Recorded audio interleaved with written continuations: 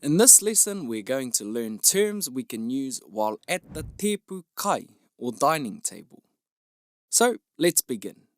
The table itself is called a tepu, and chairs are called turu. The tablecloth is called an uhi. Many of the kupu for our dining table are borrowed phonetics. Let's go through some. Naihi is knife. Pauka or whauka is fork. Pune is spoon. Tipune is a teaspoon. Kapu is cup. Karahe is glass. Preti is plate. And a bowl is called an oko. That's not a borrowed term.